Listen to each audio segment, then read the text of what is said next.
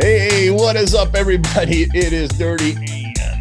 DZAN, what is going on, my people? Today is Wednesday, July 27th, but for you, Friday, July 29th. Ladies and gentlemen, we have a lot to discuss, but before that, I'm giving the floor to Dirty D. Something rare that I'm doing. I'm giving the floor over to Dirty D.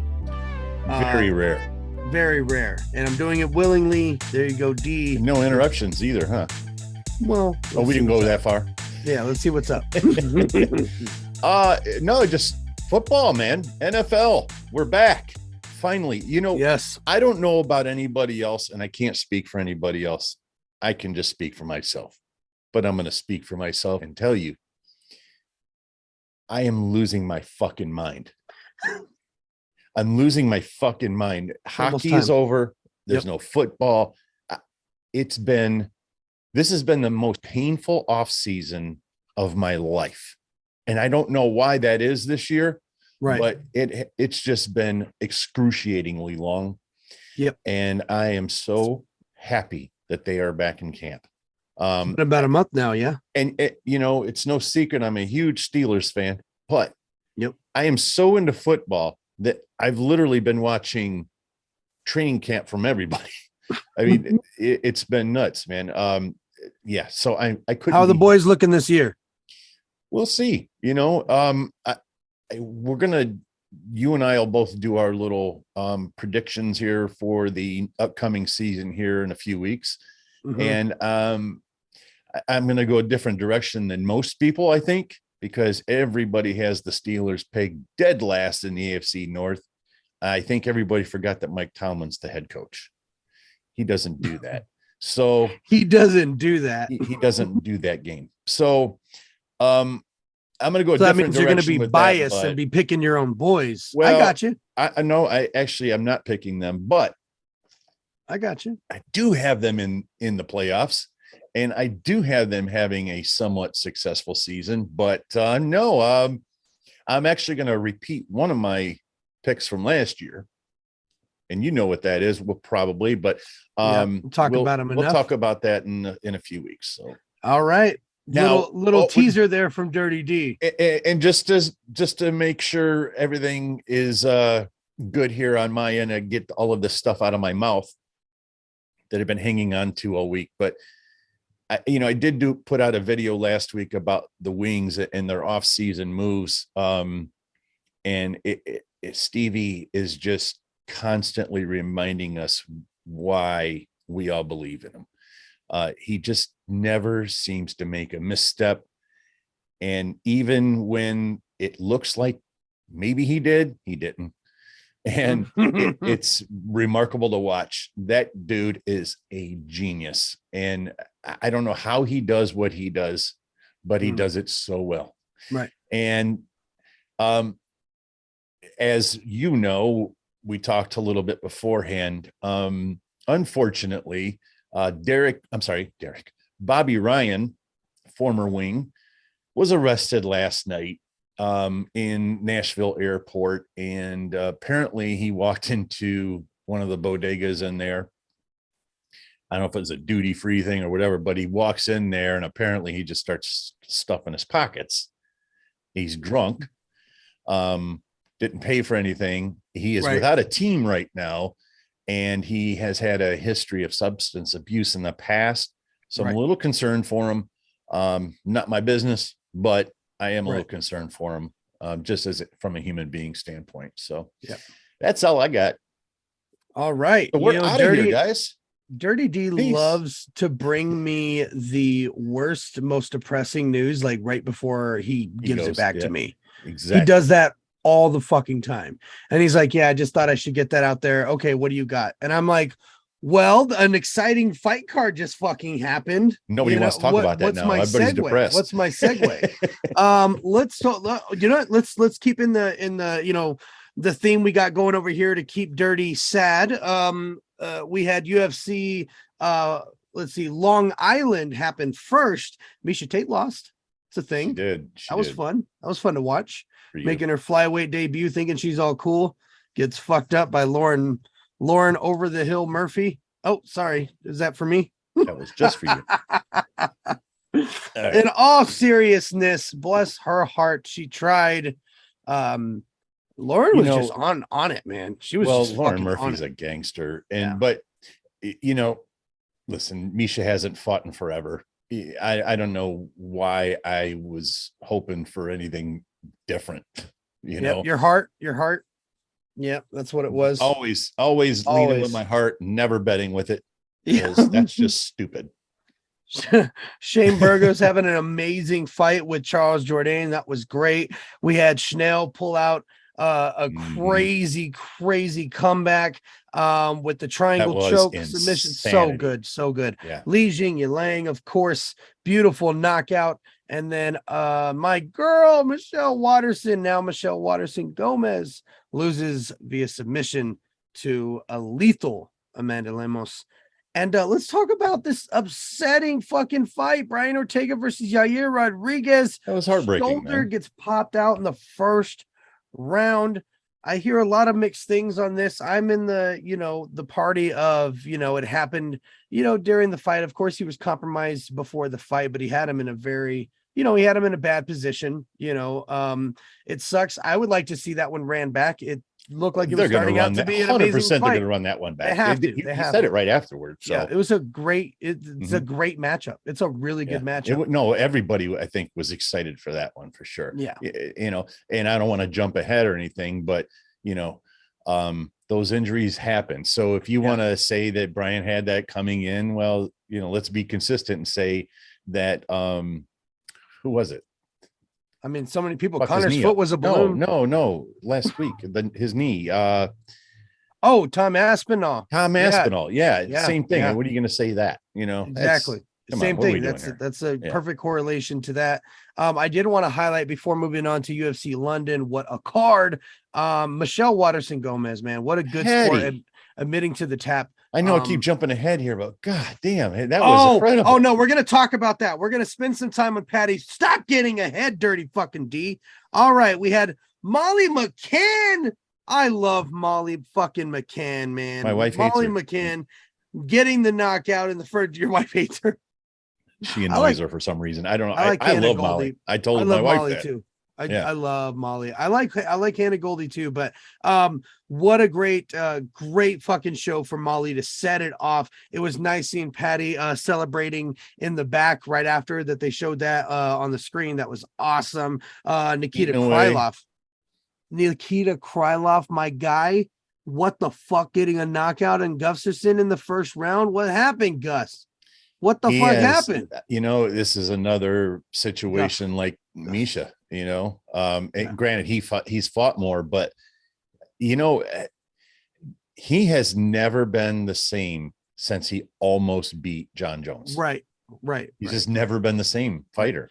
No fighter is the same after fighting John Jones. That's very true. Their DNA changes. Takes their soul.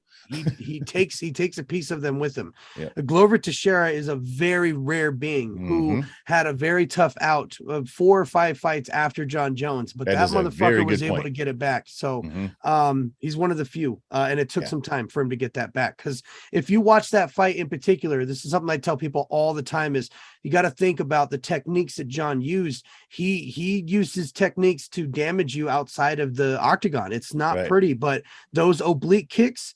And when you're getting an underhook, you better be careful, because he's going to try and tweak your fucking elbow. He's going to do something that is legal that is going to damage you outside of this fight. So that's something that he used heavily against Glover, and it fucked up his shoulder, his elbow for a very long time. His punching power was compromised. Moving on to Patty, the motherfucking Batty Pimblett. Now, guys, man, before this guy fucking runs over me, right? I want to talk about Jordan Levitt, okay? Before we give the right, Jordan Levitt, okay? Outstanding on the ground. One of the best that we have in the UFC. The Monkey King is amazing. His power, his strength, the man is fantastic, okay? That being said, he did not give 1 ounce of respect to Patty. Not 1 ounce of respect, and it costed him dearly. Dirty D, take it away. Okay. Patty has, I think it was much more of something to do with Patty than it was Jordan. I think Patty is just, he's got to figure this ground game out, man. I've been, as you know, I've been watching Patty Pimblett for 4 or 5 years now. Right. I had Fight Pass. I watched every fight of his on Cage Warriors. You called it out months before he was even talked about for the UFC. Yep. Yeah, because you could see the writing on the, you knew that this kid was going to be a star. And he rightfully so, he is. We both love Patty Pimblett. Yeah. But he has got a lot of work to do on the ground. A lot. It's very reminiscent to me of Conor. Came in using his, in the sense that he came in using his fists, and that was his means to an end. Right. Whereas now Conor is much more well-rounded. Right. And that has to happen for Patty because his ground game is weak. It is. Every time I've seen him fight, he has struggled on the ground. But then always, in every single time, it seems like he finds a way. Well, I mean, he was held too for his, jiu-jitsu background and, before his striking, right? And Dirty D is really hard on Patty, as Patty is hard on himself, because I think you've seen him enough. No, I don't. I think that I think that you and Patty aren't giving him enough credit for what he was able to do against Jordan. You gotta, like, Jordan.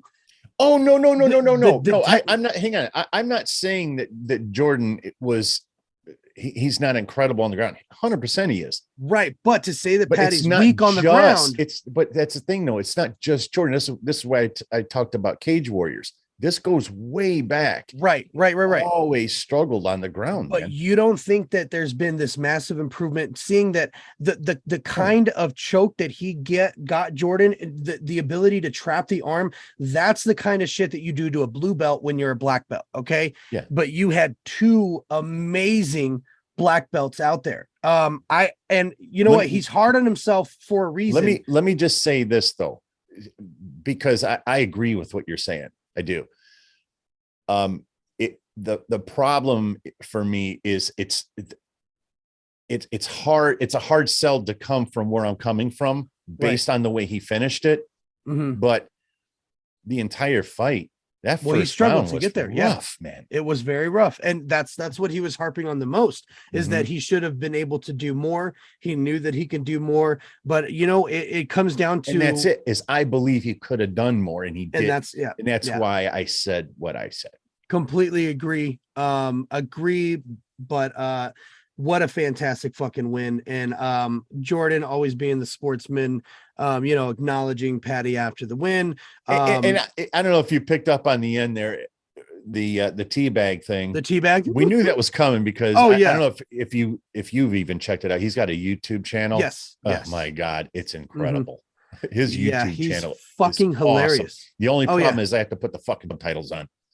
But I do, dude. Gotta put the subtitles can't understand on, a fucking word the dude's saying, man. Not a word.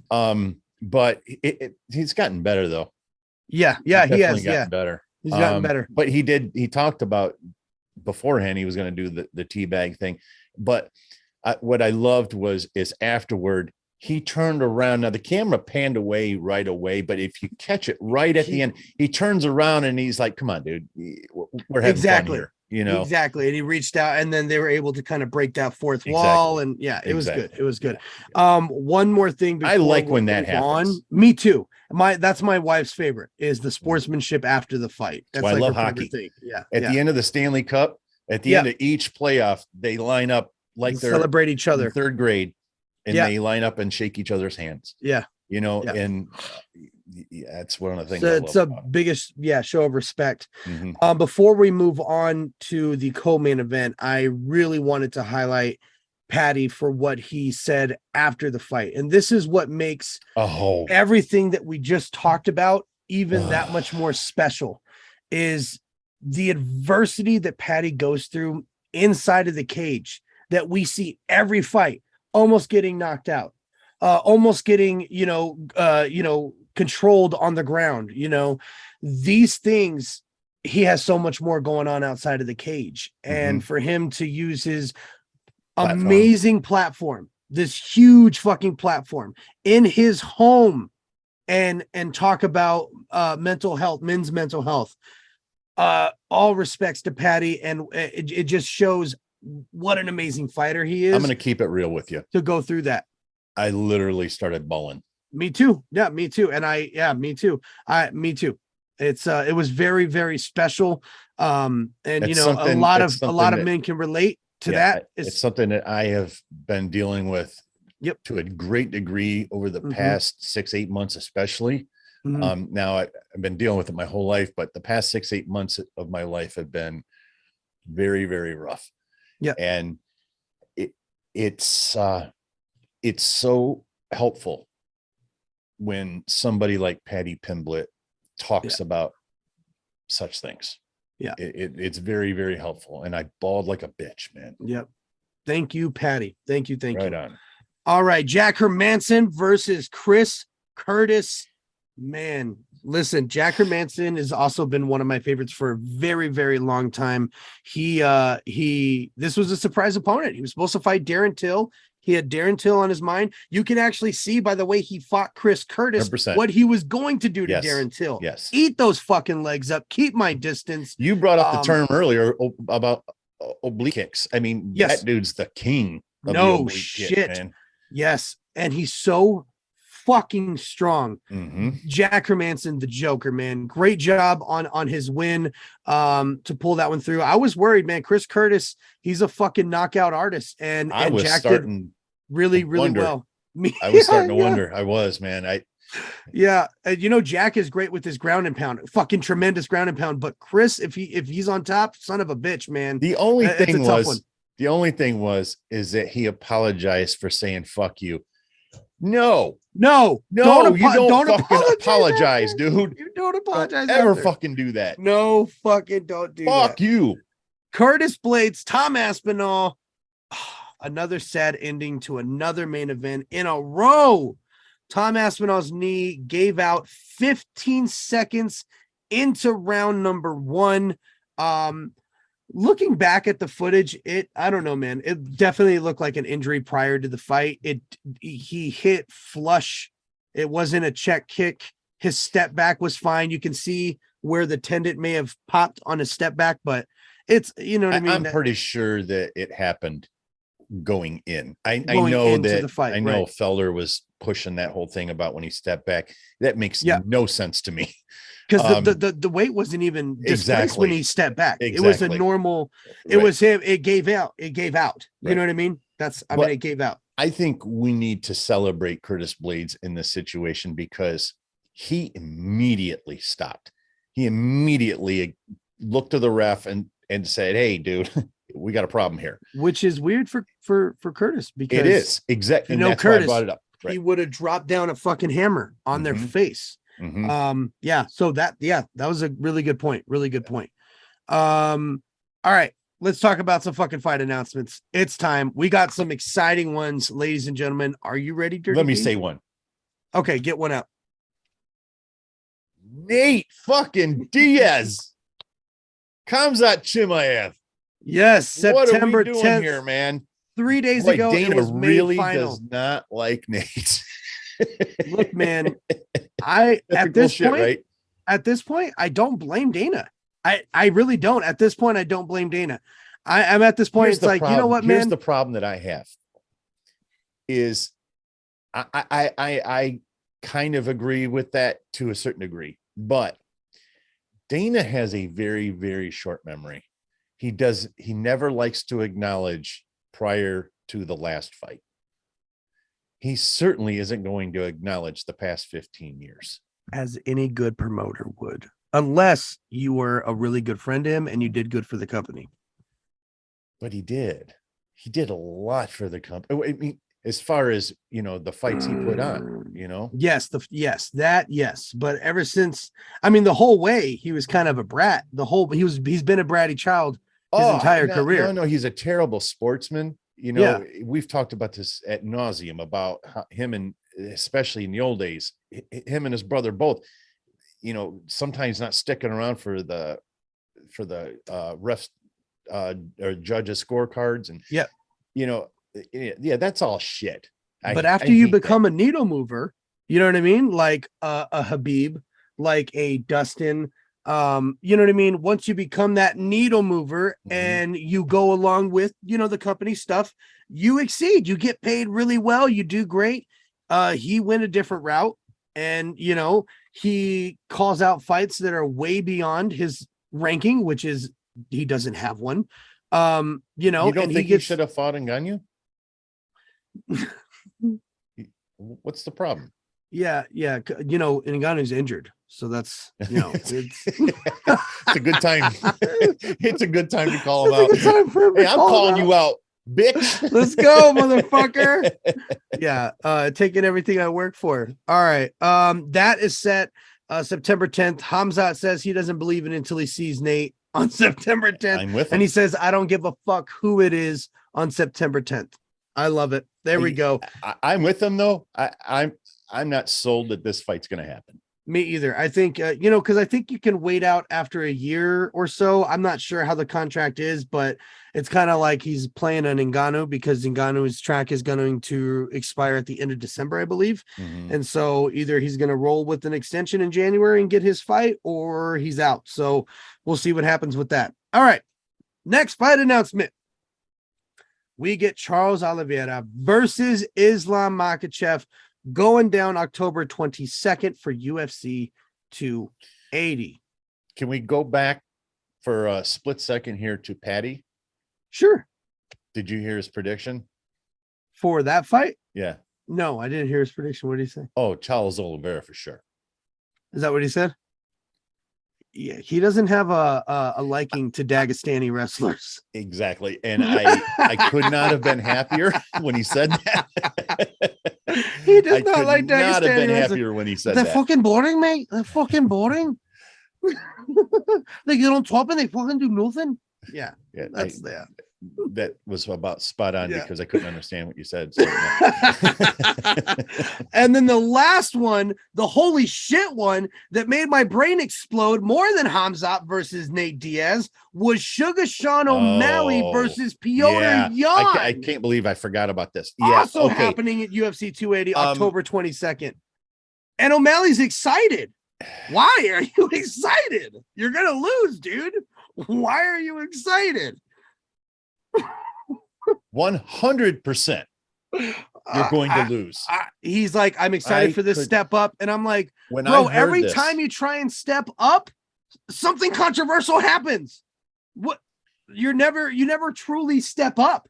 Honestly, I think when the first press conference he did when he was at the fight, when he was talking about that, honestly, to me, he looked a little shook. Look at his eyes. Yeah, it was the one he did on I believe it was the Mac Life. Interesting. I'll have to look that up for sure, but yeah, somebody asked him about it, and he's like, yeah, it's an exciting fight. I don't know, man. Interesting, like the body language seemed wasn't like a typical Sean O'Malley thing. Oh wait, are you saying Sean or are you saying Piotr? Sean O'Malley. Oh, that makes sense. That makes sense. I thought you were talking about Piotr. I'm all, really? Oh no, I don't think. Fuck. Yeah, I don't see this going. That dude's a gangster. Going Sugar's way at all. But here we go. Well, I'm excited to fucking see it, though. Everybody's gonna be tuning in. But we'll finally get it, though, right? Yep. We'll finally have our moment. Yep. And I couldn't be happier. Yep. One that's not announced, but I think we're going to be getting announced very soon, is going to be one of two things. And we're talking about Dustin Poirier's next fight. I see him fighting either Beneil Dariush or Michael Chandler. One of two things. And the reason being, Michael Chandler is because of the altercation, right? And the fact that they are the only two right now that aren't paired up in a bout besides Beneil. That's true. The fight for Beneil and Michael Chandler does not make sense. But a fight with Dustin and Beneil kind of does make sense, being that Dustin is probably the second best to Charles, right? And Beneil was supposed to fight Islam. I would love to see that fight too. I think it's a great fight to get Beneil's name in there. Because as I've said months ago, I think Beneil is going to be a future 155 champion. I think he can beat Islam Makhachev. I think he can beat Dustin Poirier. I think it'll be pretty tough for an Oliveira fight just because he's so fucking unpredictable as of late. It's tough to get a gauge on Charles right now, it is. I think that Beneil has everything that he needs already to be in the championship picture. So I'll be excited for either of those to be announced very shortly. I would say that Dustin, I love that fight because they're two thick bodies. Yeah. And they're gonna bang. Yes. I wouldn't take this fight if I were Dustin.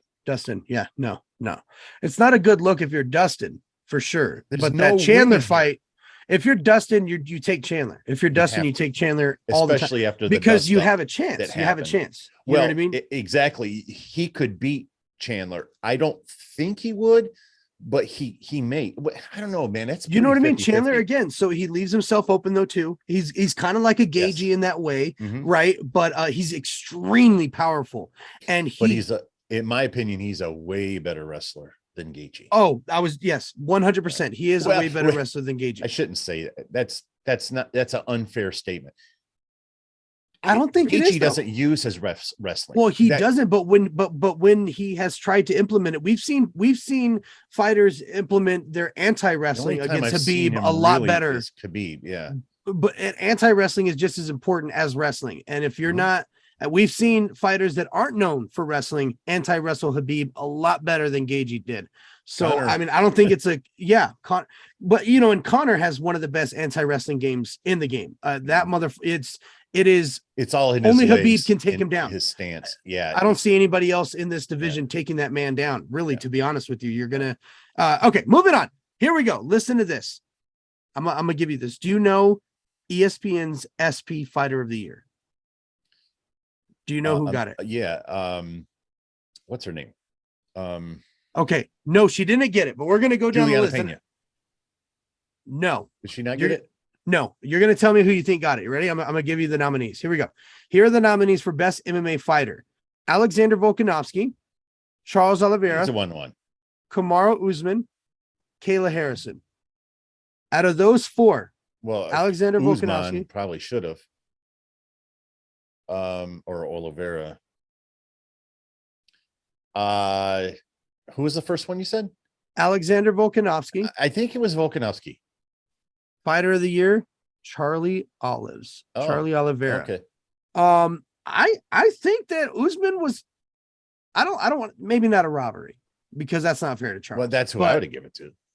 I would say Usman. Yeah, hands 100%. down. I don't see. He fucking killed. He killed. And he's been killing.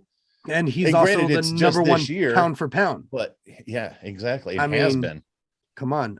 So yeah, I thought, but when they're doing the SP Fighter of the Year, they're looking back. I thought you were going to say Volkanovski just because he has done so much media. And Volk has done a lot as of late, but I think this was a look back from 2021 for the Fighter of the Year for 2022. You know what I mean? Okay, so when you think about that, you're thinking about the war with Covington and breaking his jaw. You're talking about the knockout of Masvidal. You're talking about the knockout of Burns. What the fuck are we talking about here? Mm-hmm. What the fuck? I'm pulling a dirty. What are we talking about here? What are we doing? What are we doing here? That's all I had for MMA, man. Did you have anything for music?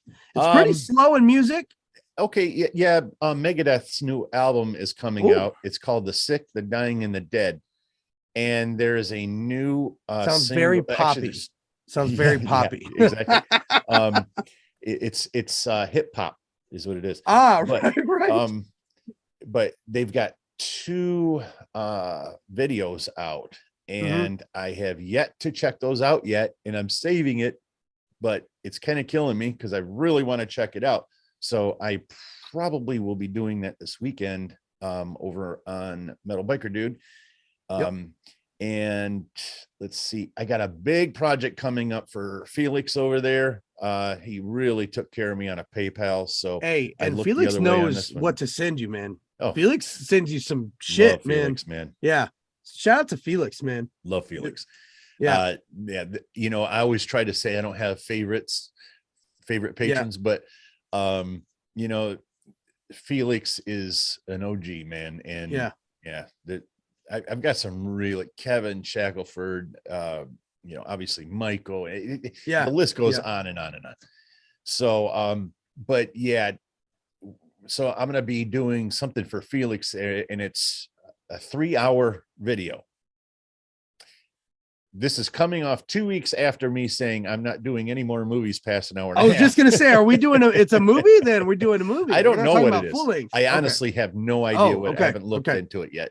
Okay. All I know is what he's told me. So, but it's, you know, he took very good care of me. So, we'll look the other way on that one. And, but yeah, it's going to be a big weekend, I think. So seeing how much stuff I can get done though, that's the challenge. So, but, yeah, so Megadeth, they got a new album out, and, yeah, I think that's about it. When is that one coming out? A couple weeks? There's 2 singles out right now, and then the album comes out, I believe, in the second week of August, first or second week of August, I think. So. Nice. Okay, good. We have Eminem's album, Curtain Call 2, The Greatest Hits, coming out August 5th. We've heard 2 singles, The King and I, CeeLo Green and Eminem, and then From the D to the LBC, Eminem featuring Snoop Diggity Dogg, and a third single that is yet to be heard. We're thinking it might be dropping tomorrow, or it might be dropping as you guys watch this video. So we'll see what's up. But there is one more song that has been unheard that is going to be on the Greatest Hits album. So we look forward to that. Thank you guys so much. Next week, we're going to be breaking down everything that happens at this week's UFC 277. Thank you guys so much for watching, and we'll see you next week. Peace.